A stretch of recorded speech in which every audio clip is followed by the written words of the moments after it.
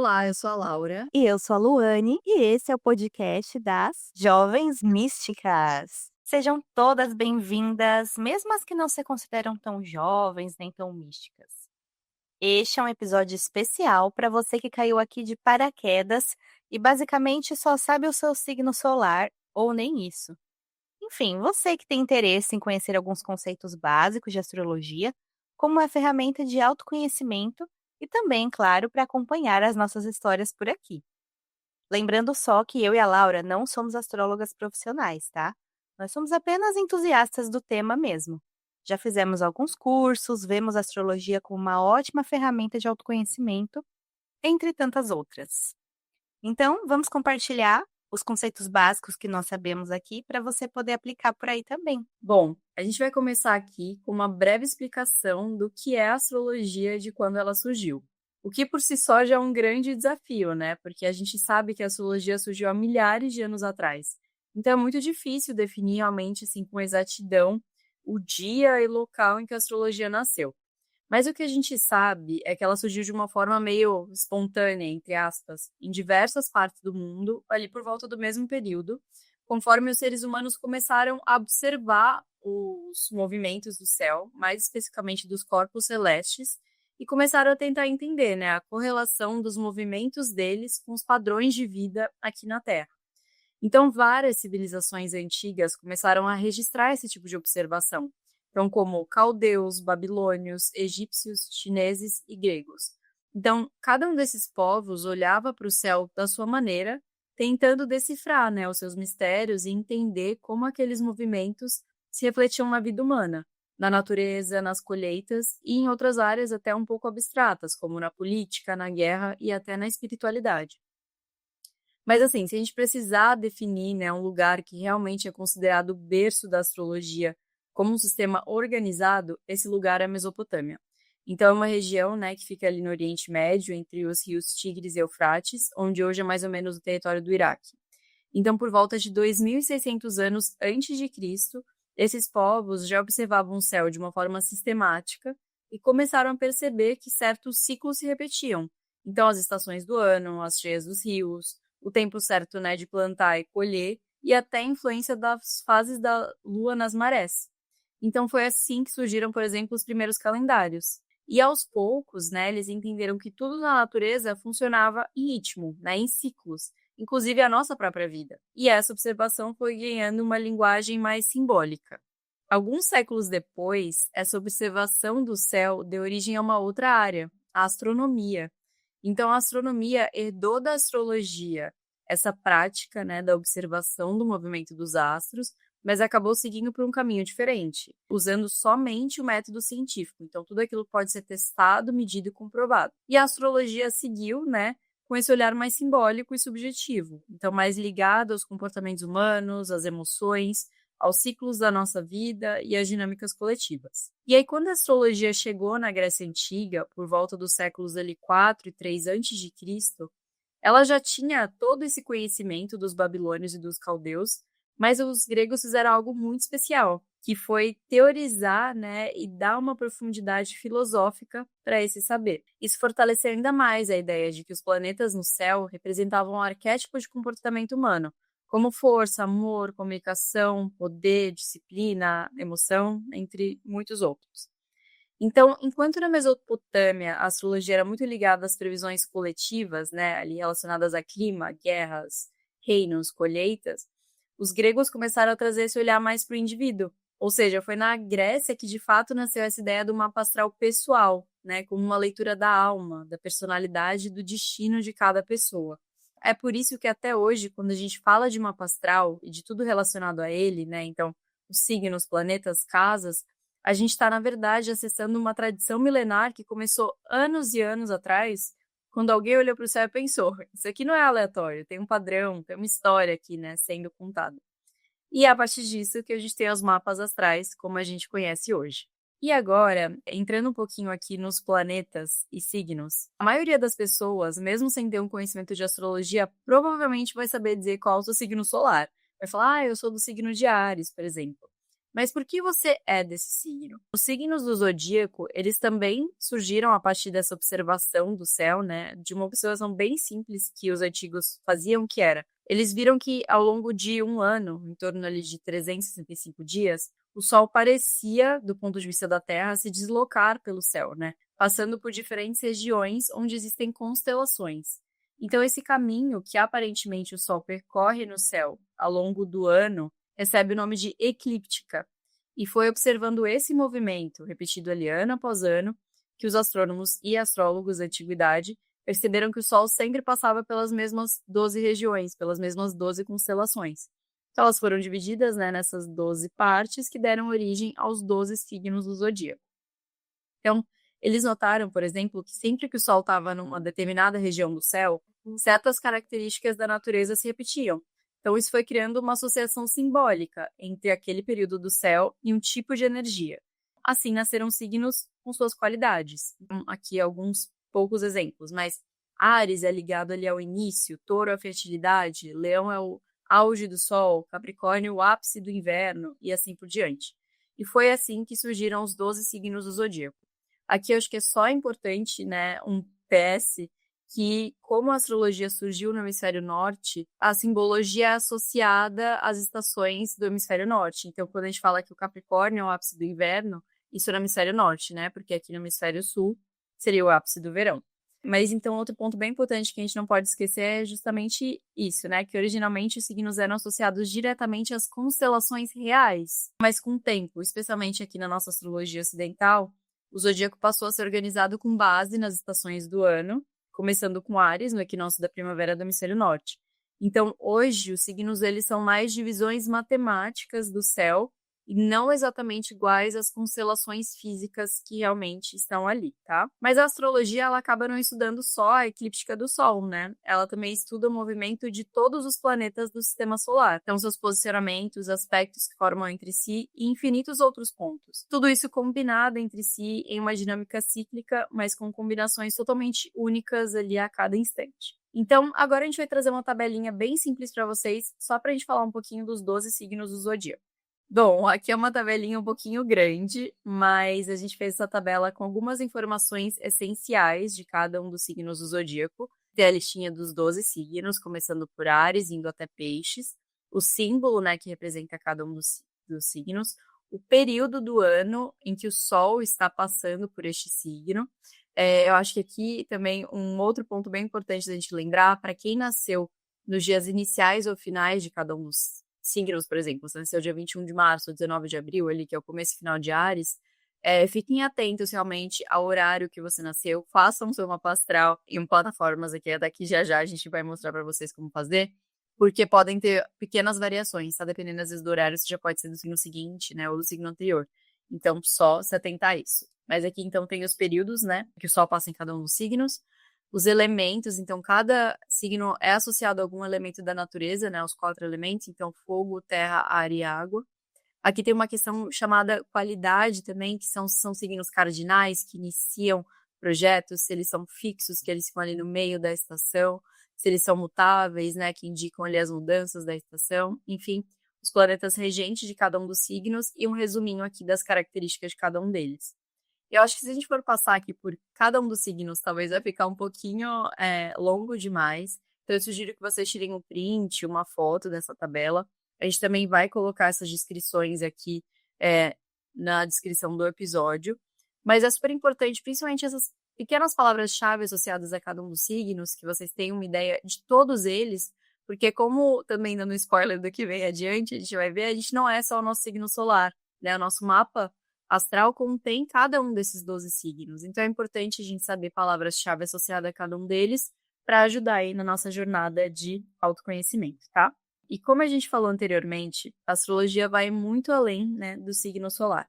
Ela também considera outros corpos celestes do sistema solar na sua interpretação. Então ela considera ali o Sol e a Lua, né, que são luminares muito influentes aqui nos fenômenos da Terra, né? A gente sabe que a Lua influencia super ali nas colheitas, na maré. Ela também estuda os outros planetas do sistema solar, então Mercúrio, Vênus, Marte, Júpiter, Saturno, Urano e Netuno.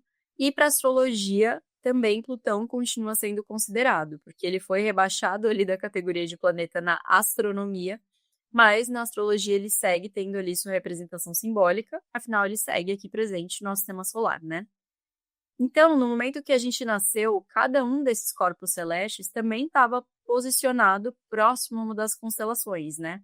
Então, essa fotografia, entre aspas, do céu, no momento em que a gente nasceu, com todos os registros de cada posicionamento, é o que a gente chama na astrologia de mapa astral. Então, sim, por exemplo, você pode ter nascido sob o signo solar de Áries, mas você também tem diversos outros posicionamentos e aspectos no seu mapa que refletem diferentes aspectos da sua vida. E cada mapa, né, é único. E então você quer aprender como descobrir seu mapa astral completo? A Lu vai te contar um pouquinho mais. Muito bem, então vamos começar a colocar a mão na massa? Eu vou mostrar para vocês uma das formas de criar o seu mapa astral. Existem diversas plataformas, tanto no Brasil quanto de outros países, que te permitem fazer isso online. Claro que o ideal é você sempre fazer, né, uma consulta com um astrólogo, ter essa análise mais individualizada. Mas antes, né, de repente fazer um investimento, se você realmente quer só começar a entender, a dica é usar o site astro.com. Na verdade, é um site chamado AstroDynast. Ele é criado por uma das maiores astrólogas, referências mesmo, né, dessa área hoje. E aqui tem um passo a passo bem simplificado que eu vou ler para vocês e depois eu vou mostrar. Então, a primeira coisa é você entrar no www.astro.com/horóscopo/pt. Assim você já vai acessar o site na versão em português. Depois você vai ver um menuzinho lá em cima. Clicando nos 3 traços da barra superior à esquerda, você vai para a aba de categorias. Depois você escolhe a categoria de horóscopos gratuitos e quando abrir o submenu, escolhe desenhos, cálculos e dados. Aí é só clicar em mapa astral ascendente, criar o seu perfil com seus dados de nascimento ou de quem mais você quiser. Então você vai ter acesso a uma mandala que vai ser o seu mapa astral. Legal. Falei bastante coisa, mas agora eu vou mostrar para ficar mais fácil para todo mundo. Vamos lá, então. Este é o site que eu falei para vocês. Essa é a página inicial. E aqui no topo, ó, temos então os 3 tracinhos e o caminho do menu que eu falei para vocês. Horóscopos gratuitos, desenhos, cálculos e dados, mapa astral e ascendente. Se você não tem, né, o cadastro, como é o caso da gente estar fazendo aqui pela primeira vez, você vai escolher essa opção aqui, que é para novos visitantes. Depois, no futuro, é só fazer o login, tá? Então, você clica aqui nesse botão azul e então você coloca alguns dados para criar o seu perfil e daí já vai para o mapa astral. Depois, nessa mesma conta, você vai ter a opção de adicionar outros mapas de outras pessoas que você queira e até acessar outras coisas relacionadas à astrologia, tá? O mapa astral, então, é essa bela mandala que nós vemos no meio da tela. No caso, esse é o mapa astral da Lady Gaga. E ali na esquerda tem algumas tabelas, umas legendas, do que significa cada um desses símbolos que a gente está vendo, tá? Então não se assuste, aos pouquinhos você vai desvendar tudo do seu mapa, tá? Então, por exemplo, a Lady Gaga, ela tem o signo solar em Áries e o ascendente em Gêmeos, a gente vê escrito ali em vermelho. E ela tem o Sol em Áries, a Lua em Escorpião, Mercúrio em Peixes, Vênus também em Áries, Marte em Capricórnio, Júpiter em Peixes, Saturno e Urano em Sagitário, Netuno em Capricórnio de novo, Plutão em Escorpião, o nó do Norte em Touro e Quirón em Gêmeos. Ué, Luane, como assim? Ela não é de Áries? Sim, ela é de Áries, com ascendente em Gêmeos, mas do jeito que a Laura falou lá no começo, nós temos todos os signos de alguma maneira no nosso mapa astral. Todos nós temos um pouquinho de cada signo. É por isso que quando a gente fala assim, ah, fulano é de Leão, então ele vai ser assim, assim, assim. Isso é muito determinista, né? Porque a energia de Leão, por exemplo, ela vai se manifestar de uma maneira diferente no mapa astral de cada pessoa. Mas todo mundo tem características de Leão, não são só os leoninos que têm aquelas características. É aqui que a gente quebra, né, aquela Aquele estereótipo mesmo, aquele argumento de que, e todo mundo então que tem o mesmo signo é igual. Não, gente, porque cada um tem um mapa astral diferente, cada um vai ter cada um desses signos numa, vamos dizer, dosagem diferente e aplicado a uma área da vida diferente. Eu já vou mostrar como que a gente começa então a entender cada mapa, tá bom? Por exemplo, outra coisa importante de vocês já saberem. Tá vendo essa linha que tem aqui mais forte no mapa? Essa aqui horizontal mesmo? Essa é a linha que marca o signo ascendente e o signo descendente. Entendam isso aqui como um relógio que a gente vai analisar no sentido anti-horário, começando por onde a gente tem aqui o AC, que é o ascendente. Essa é a nossa primeira casa. Veja até que tem um 1 aqui no cantinho. Então, essa seria a casa 1, a casa do nosso signo ascendente. Depois temos a casa 2, 3, 4, 5, 6, 7, que é a casa do signo descendente, tá vendo aqui já do outro lado. E depois 8, 9, 10, 11 e 12. Então vamos interpretar o que nós temos aqui, os detalhes com as casas já destacadas para vocês. À primeira vista parece um desenho cheio de linhas e símbolos confusos, mas nós vamos simplificar. Então eu quero que você imagine essa roda como um relógio com 12 separações, mas é um relógio especial, não é igual o relógio que você tem aí na sua casa, tá? Encontra o lado esquerdo do círculo, essa linha mais horizontal, né, que eu tinha falado para vocês, a linha mais grossa, ela marca o início desse relógio. Então, esse relógio começa aqui, onde nós temos o 1. Essa é a primeira casa astrológica e representa o signo ascendente. O signo ascendente é literalmente o signo, a constelação, né, que estava ascendendo no horizonte na hora exata em que você nasceu. Então, por exemplo, a Lady Gaga, ela é do signo de Áries, né, do signo solar de Áries, porque era aquele momento do ano. Mas, no momento em que ela nasceu, o que estava ascendendo no horizonte era a constelação de Gêmeos. Então, por isso que o 1 dela, olha, a casa 1 dela começa aqui em Gêmeos, tá vendo? E acompanhando no sentido anti-horário, né? Então, é o oposto do relógio de horas que a gente está acostumada. Acompanhando no sentido anti-horário, em cada linha você vai ver a separação de cada casa. E aí, para você saber em qual signo cada casa está, você vai acompanhar exatamente onde está a linha, tá? Então, por exemplo, a gente tem aqui, ó, essa linha aqui que demarca que inicia a casa 10, no caso da Lady Gaga, isso está em Peixes. Essa linha aqui, que começa a casa 11, no caso da Lady Gaga, está em Áries. E aí você vai fazer a mesma coisinha aí, acompanhando o seu mapa. Como eu falei, cada pedacinho desse mapa, então, é uma casa astrológica. E o que que é a casa astrológica, né? Ela é como se fosse uma roda da vida, que é uma ferramenta aí que outras áreas de conhecimento também, apresentam, né. Então, imagina a sua vida dividida em 12 áreas, em 12 casas astrológicas. Cada casa astrológica, ela representa um aspecto fundamental da nossa existência. Relacionamentos, finanças, carreiras e assim por diante. E mesmo que algumas pareçam vazias, né, que a gente não tenha planetas e símbolos em todas elas vão contar uma história diferente. Vamos descobrir quais? Vamos falar então da metade inferior do seu mapa astral. Acompanhe aí comigo, olhando para o seu, tá? A parte de baixo são as 6 primeiras casas do mapa astral. Elas são chamadas de casas pessoais. Aqui é uma conversa mais íntima, tá? Essas casas falam sobre a construção de quem nós somos antes de nós sairmos para o mundo. É sobre a nossa essência mais pura mesmo. Então pensa comigo. Tudo começa aqui na casa 1, que é o nosso ascendente. O nosso ascendente, ele está associado ao nosso corpo, à nossa vitalidade.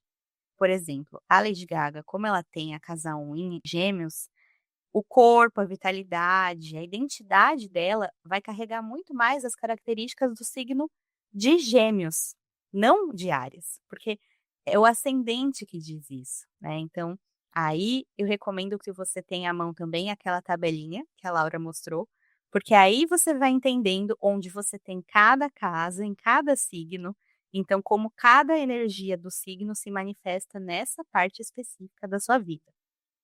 Depois nós temos a casa 2, que representa como nós lidamos com o que nós temos, os nossos bens, as nossas posses, dinheiro, valores.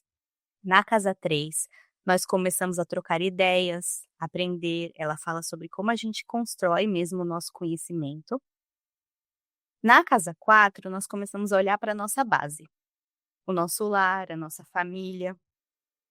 Na casa 5, começamos a entender então como que nós criamos, como funciona a nossa criatividade e também como que são os romances ali, né? Esse lado mais amoroso, de uma forma ali mais inicial, né? Na casa 6, nós falamos sobre a organização da rotina e da saúde. Então você vai perceber, né, que nessa primeira etapa da jornada, o convite mesmo é olhar para dentro, analisar como que você cuida de si mesma, do que você tem, das pessoas que estão ali mais próximas, né, do seu dia a dia. A metade superior do mapa astral, ela corresponde às casas sociais.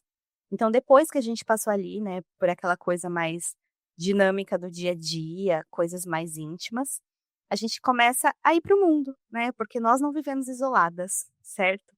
Então, seguindo então o nosso relógio, nós cruzamos a linha do horizonte, literalmente, que é essa linha mais grossinha aí do mapa, e entramos na esfera social. Aqui a gente fala da nossa vivência com o outro, tá? Então, lembra que nós vimos os romances iniciais lá na casa 5? Aqui na casa 7, a gente já começa a falar de casamento, parcerias, relacionamentos mais sólidos, mais duradouros na nossa vida, né? Então, é por isso que muda realmente, né? Às vezes, com um romance, um flerte, uma coisa do dia a dia, você lida de um jeito, mas quando é uma pessoa que você tá noiva, que você se casou, né? Ou até uma parceria de negócios, uma sociedade, isso muda a dinâmica da relação. Então também temos uma casa específica para essa outra forma de se relacionar. Então a gente pode enxergar a casa 7 como um espelho dos nossos relacionamentos, tá?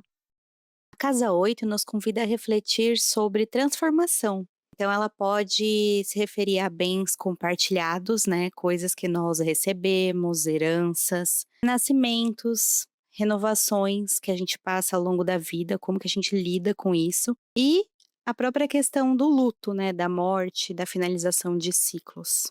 Chegando à casa 9, que fala realmente da nossa visão de mundo, da nossa filosofia de vida, e também de viagens, né, de como nós expandimos o que nós já conhecemos.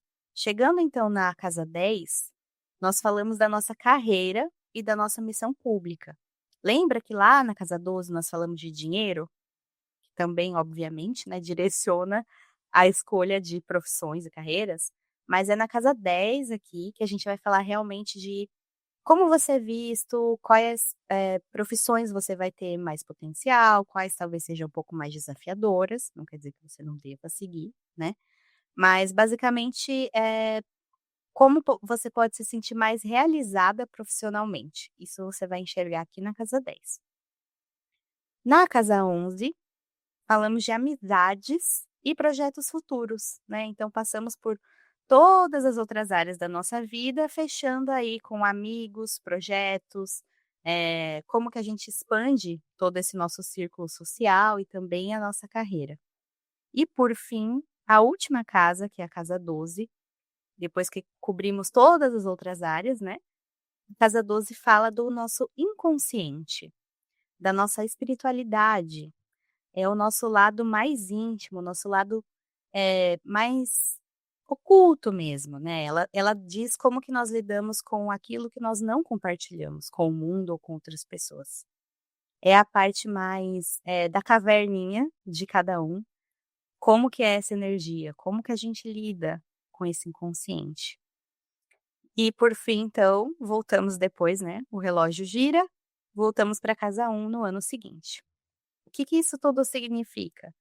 Que ao longo de um ano, o Sol vai estar ativando cada um desses 12 signos, né, passando pelas constelações, e ativando, portanto, cada uma das suas casas astrológicas. Quer dizer que ao longo desses 12 meses você pode entender qual área da sua vida está mais favorável a revisões, a mudanças, a reflexões. Isso é muito legal, né, gente? Mas então, como eu falei para vocês, o primeiro hemisfério é o olhar para dentro e o segundo hemisfério, essa parte de cima, fala sobre como nós nos relacionamos, onde queremos chegar profissionalmente e qual é o nosso papel no coletivo. Aqui, vou fazer só um destaque para fechar essa visão geral, tá? Claro que todas as 12 casas são muito importantes, mas tem 4 casas em especial, que elas dão um norte, elas seguram um pouco a estrutura de tudo, tá? Então, tá enxergando aí essa divisão, esse X, né, essa cruz, enfim, cada pessoa vai enxergar de um jeito, cada mapa vai estar posicionado de um jeito, mas essas 4 linhas que cortam a casa 1, a casa 7, a casa 4 e a casa 10, elas demarcam as nossas casas angulares. Então nós já falamos aqui do nosso ascendente, que está na casa 1, e oposto a ele, nós temos o descendente, que é a casa 7, que representa o nós, né, o ascendente sou eu. A casa 7, descendente, somos nós, né, eu e pessoas que estão ali comigo. Embaixo, na casa 4, nós temos o fundo do céu, que são as nossas raízes. E lá no alto, no meio do céu, a casa 10, que é para onde nós vamos. Então, de onde viemos e para onde vamos. A casa 10, ela mostra o auge ali do sol, seria o sol do meio-dia, o sol bem ali no meio do céu. Então, por isso também, ela mostra onde o sol estava no seu auge no momento em que você nasceu. Ao longo dos episódios que você vai acompanhar aqui nas conversas das jovens místicas, vale prestar uma atenção especial a essas 4 casas, né? Casa 1, 4, 7 e 10, porque elas são a nossa bússola. Se você entender esses 4 pontinhos, você entende a estrutura, né, de muita coisa. São um bom ponto de partida para começar a leitura do seu mapa. Aqui, então, nós temos um resuminho do que foi falado, se você quiser tirar um print, tirar uma foto, né, uma legendinha básica para quando você for interpretar o seu mapa.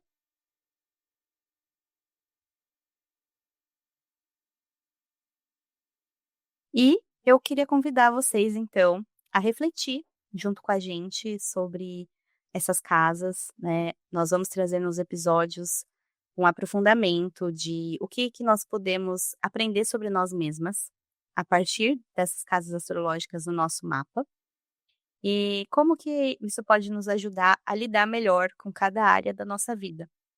Aproveitando, né, que estamos aqui no começo do ano, e nada melhor do que o começo do ano para a gente se entender, para a gente revisar os projetos, traçar novas metas, começar tudo de uma forma mais organizada e, por que não, com o céu a nosso favor. Vamos juntas? Muito obrigada por assistir até aqui.